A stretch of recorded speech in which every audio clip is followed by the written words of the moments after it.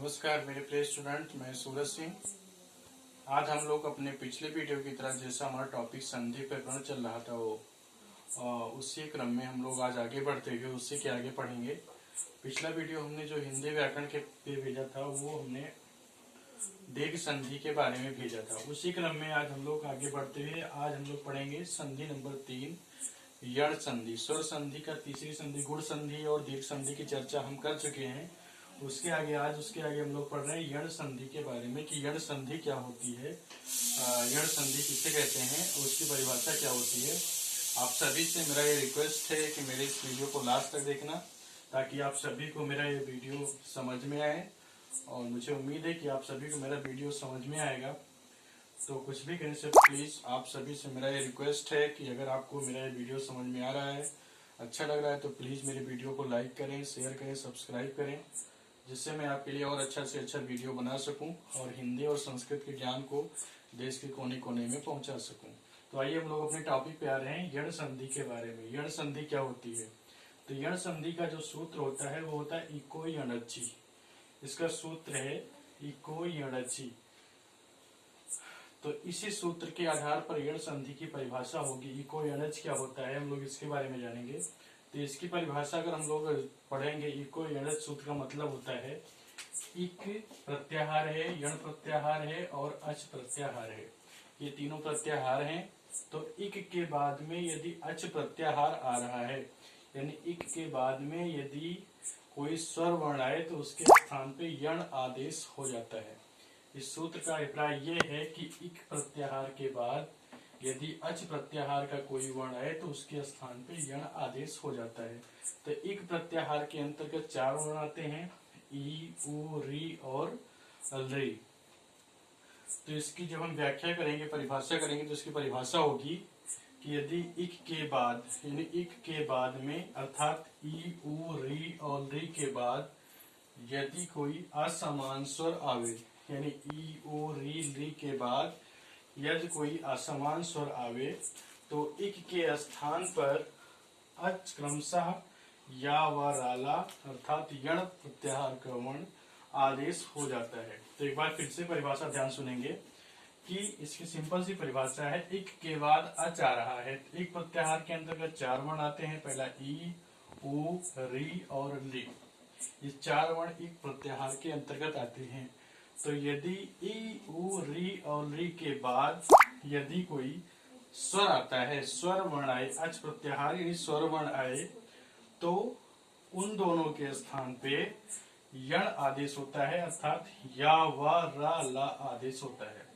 तो सूत्र की परिभाषा बहुत ही सिंपल है। यदि ई के बाद, ई, उ, री के बाद यदि कोई असमान स्वर आवे तो इक के स्थान पर क्रमशः यण आदेश हो जाता है।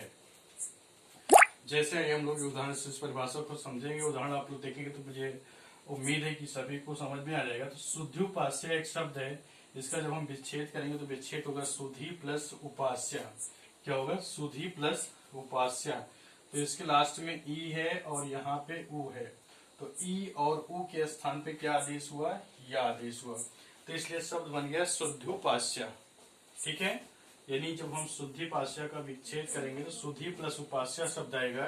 यहाँ पे देखिए ई वर्ण आ रहा है, ई वर्ण जो है वो यण प्रत्याहार का वर्ण है, और उ आ रहा है, उ जो है अच प्रत्याहार का वर्ण है। तो इन दोनों के स्थान पे यण प्रत्याहार का या वर्ण आदेश हो गया। तो इस तरह से शुद्धिपास्य का विच्छेद हुआ, शुद्धिपास्य। फिर दूसरा शब्द है मध्वरी। मध्वरी में क्या होगा? मधु प्लस आई। यहाँ पे देखिए छोटा उ है और यहाँ पे छोटा आ है। यहाँ पे छोटा उ और यहाँ पे आ। छोटा उ जो है वो एक प्रत्याहार का वर्ण है और जो आ है वो स्वर वर्ण है, और दोनों के स्थान पे आदेश क्या हुआ? व आदेश हो गया। तो इस तरह से ये बन गया मध्वरी। तो देखिए बहुत सिंपल परिभाषा, ई के स्थान पे या आदेश हुआ, उ के स्थान पे व आदेश हुआ। फिर है नेक्स्ट वर्ड धात्र्यंसा। धात्र्यंसा का विच्छेद करेंगे, धात्य प्लस अंशः बनेगा। तो यहाँ पे क्या है? री है और यहाँ पे क्या है? आ है।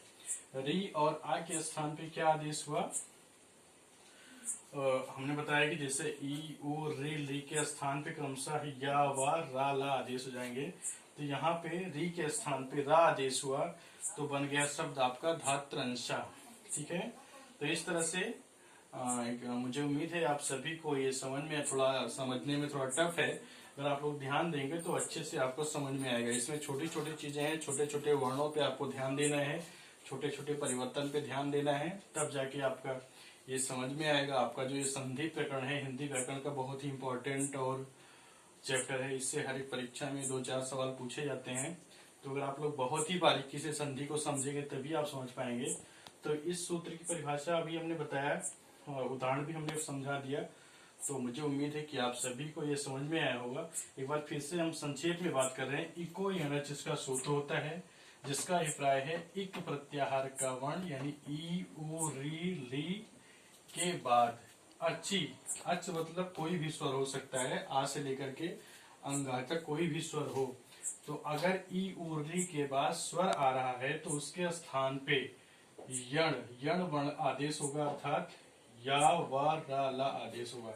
जैसा हमने उदाहरण से भी समझाया, यहाँ पे देखिए शुद्धि उपास्य शब्द दिया है, शुद्धि प्लस उपास्य, यहाँ पे ई और ऊ के स्थान पे या आदेश हो गया।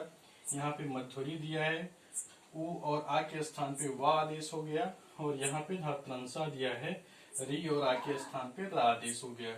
इसी तरह से दध्यत्र शब्द बनेगा, इसका भी विग्रह करेंगे तो दधि प्लस अत्र होगा, ई और आ के स्थान पे या आदेश हो जाएगा। फिर इत्या है, इच प्लस आ, यहाँ पे ई और आ के स्थान पे आ आदेश हो जाएगा। इस तरह से ढेरों सारे एग्जाम्पल बनेंगे। आप सभी लोग अपनी कॉपी में, अपने नोट्स में सारे लोग अपना अपना एग्जाम्पल बनाइएगा। उसके बाद भी अगर आपको कहीं समझ में नहीं आ रहा है तो प्लीज मुझे कमेंट करके बताइए, मैं उससे अच्छा वीडियो आपको समझाने की कोशिश करूंगा और अच्छा से अच्छा वीडियो आप लोगों की सेवा में लाऊंगा।